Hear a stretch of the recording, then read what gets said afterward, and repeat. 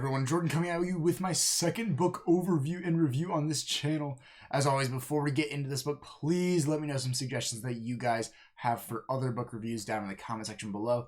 Again, I have a few that I'm working on right now, and I'm hoping the next one's going to be a Haruki Murakami, so kind of following up Dazai with a not spiritual successor, but a successor in terms of Japanese writing. So very excited for that one. Without further ado though, let's get into No Longer Human by Osamu Dazai. Now before we do get into this review of No Longer Human, I do want to let you guys know that some of the material that is covered in this book is pretty heavy, very uncomfortable, talking about self-harm, addiction, things of that nature. So if you guys don't like that stuff, don't want to hear about that stuff, are not old enough to hear about that stuff, then click off the video right now.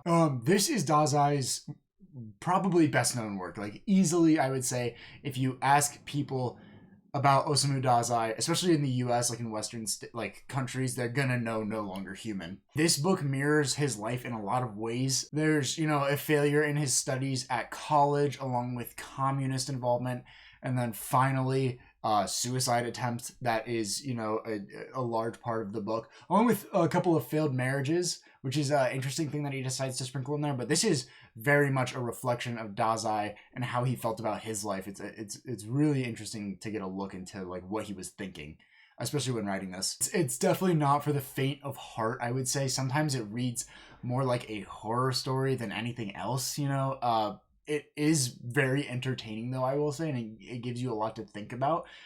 Just thinking of things that I thought about when I was reading the book. I was definitely not ever bored reading it, that's for sure. Like, definitely always something going on. The novel follows the main character, Oba Yozo, and his journey through life as someone who doesn't consider themselves to be a human. And this is like very, very early on in the book. He decides he's going to wear a mask and essentially is like terrified of humans because he sees how mean they can be. And he decides he's going to not be, or he decides that he's not a human and that he needs to like protect himself because he's worried that they're going to get violent if they realize that he's not a human. It kind of is toying with the idea of like being a social outcast and like not being included in social events and stuff like that. Although he's never like he's always liked, and he makes sure that he's liked because of this fear of humans. This isn't like your traditional Bildungsroman, which is a like coming of age story. This is not that. This is something that is much more different than a traditional Bildungsroman. You'll see this one a little bit more almost as like a survival story than like a coming of age story, because he is always so concerned with being found out that he's not a human, or that, that he's wearing a face, that he's not actually wanting to behave this way.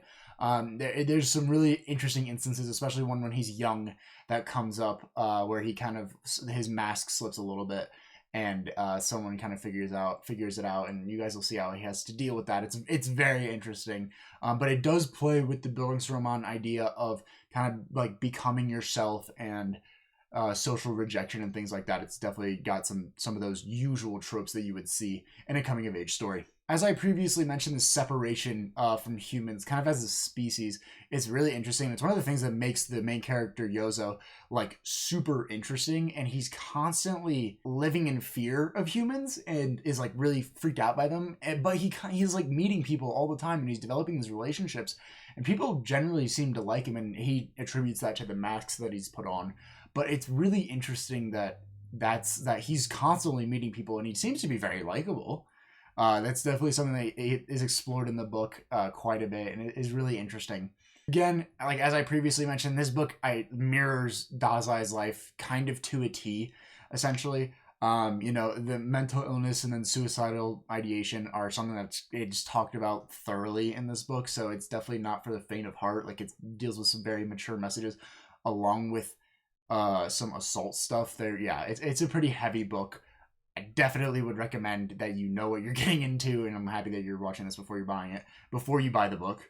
It's definitely good to get a glimpse into Dazai's brain though, because we don't really have all that much stuff translated into English, and so it's nice for a Western audience to be able to access this book. And he has like 3 or 4 other popular books in English that have been published, and it's really nice to get a look inside of his head, because he didn't really publish that much stuff before he ended up dying because of himself. You know, take that how you will. So we don't have that much stuff, especially translated into English. So this book is kind of the, if you want to get a glimpse into the psyche of some of those super early prominent Japanese writers, a lot of these guys did have very big mental health issues.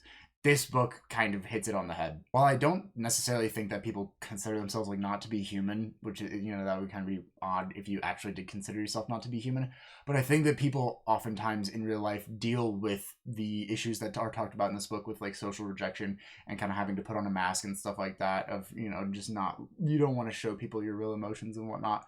So I think that's something that like a lot of people can relate to, is being just uncomfortable in a lot of situations and stuff like that, social situations. So I think that's why this book resonates with a lot of people, young people particularly, when you go through a lot of changes and stuff like that. I know that people oftentimes really like this book for that reason. So when speaking about like the difficulty of this book, as I always do in these reviews, there's not much. It's a really good translation. There's no issues with Japanese to English that have occurred with this publisher, at least with this specific copy, which is the one that I have linked down below. Amazon affiliate link. You click it, buy it, I get a kickback. So if you guys want to buy it, definitely go ahead and do that through that link. But it's pretty straightforward. It's a very linear plot line. You see Yozo when he's like super young, and then it ends with Yozo being super old, pretty much, or older, I guess you could say. Not super old. I think maybe like 50 or 60 is when the book like technically ends. Again, the difficulty, the reason that I'm rating it out of a little bit higher than I usually would for a book of this nature is the difficulty in terms of subject matter. Like some of the things are just hard to read through and read about. So I would usually rate it like a 2 or a 3 out of 10, but because of the, again, heightened subject matter and the heightened, I don't know, violence and whatnot that happens in the book, like it's definitely a 5 or a 6 out of 10 in terms of like difficulty. If you're in late high school or like early college, I think that you will be mature enough to handle what's talked about in this book in like in a mature way, and you'll definitely develop your thoughts on Dazai as a writer, especially the way that he writes about women in this book. It's very interesting and not very cool, but you'll be able to handle it. And if you don't think you are able to handle it and you still want to get into like Japanese reading, I would definitely recommend some Natsumi Sosuke. That's, I think, how you pronounce his name. He wrote a book called I Am a Cat, and it's very, not similar to Dazai's style of writing, but it comes from the same vein, and it's Japanese writing. That book is very funny and very good and way more lighthearted than this. So if you kind of are trying to get a taste of Eastern writing, but you are worried that you may not get a real authentic experience, then I would definitely go ahead and recommend Sosuke. Also, Haruki Murakami, like one of the greatest writers of all time. Definitely check his stuff out. I'm going to have a separate video about some Murakami books coming out soon. So, yeah. But also a note on the Sosuke, Murakami, and Dazai. Their styles are not similar at all. They just all happen to be from Japan and have like a slightly different storytelling or writing style than most Western writers. Dazai actually writes the most Western out of all of them, I would argue, because he was super into communism when he was younger, and so he kind of had Western influences on his life. He was also like a Western literature major in college, if I'm not mistaken, so there's that effect that has, you know, influenced his writing to be kind of more Westernized.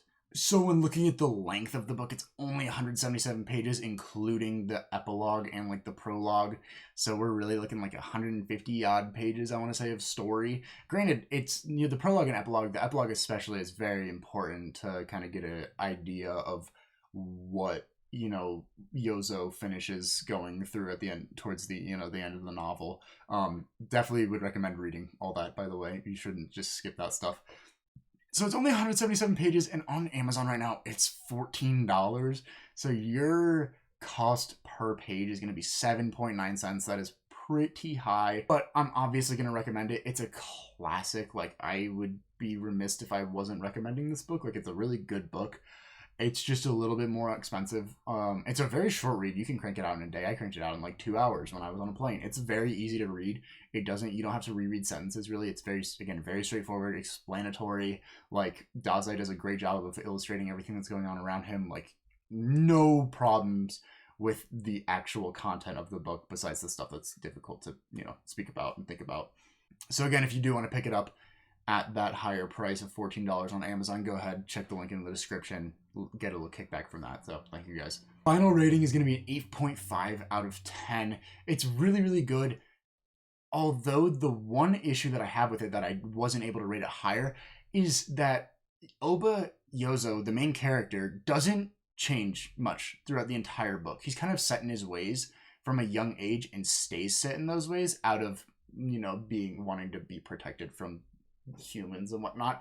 And that's something that I just was like, I felt like he could have maybe grown a little bit more, maybe towards the end of the novel. At the very end of the novel, I guess he grows a little bit and, he accepts some help from some people, but it's not like, I don't know, like he just doesn't really grow that much, and I would love to see a little bit more growth there. Yeah, I mean, just the lack of development in a couple of areas.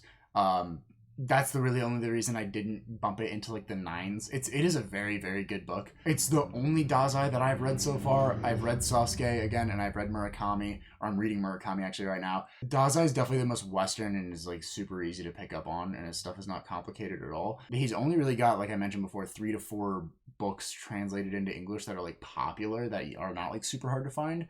And there's like they're all from this publisher, so maybe I'll go ahead and pick the other 2 up that I know that like kind of have the similar style of like graphic, and maybe I'll enjoy those a little bit more. But this one was just, it was good. It was a good story. It was a kind of a polarizing story with the character not considering himself to be human.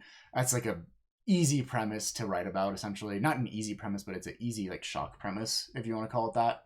But again, I would definitely recommend it if you are okay with the heavier subject matter. Definitely would recommend it. There's a lot of good lessons to be learned here, and it's an overall like entertaining book. I would say it's not like a boring book you gotta drudge through. It's like, okay, I want to keep reading this. I wouldn't say entertaining.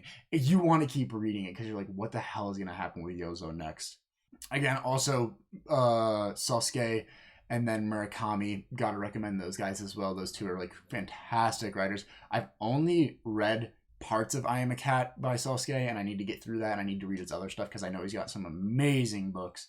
And then Murakami, right now I'm reading Kafka on the Shore, and I very, very much like that. That one's super trippy and it's really cool. But again, I would recommend all 3 of these writers. They're really good. I just think those 2 may be a little bit less intense or less like sad, you could probably say even. So again, if Japanese writing, if Eastern writing is something you want to get into, that style of writing and style of story construction, then definitely look into all 3 of these guys. So again, thank you all so much for watching. If you guys did enjoy the video, please let me know in the comments. Let me know what you guys want to see next as well. Drop a like and subscribe while you're at it. I love you all. I hope you all have a great rest of your day. Peace.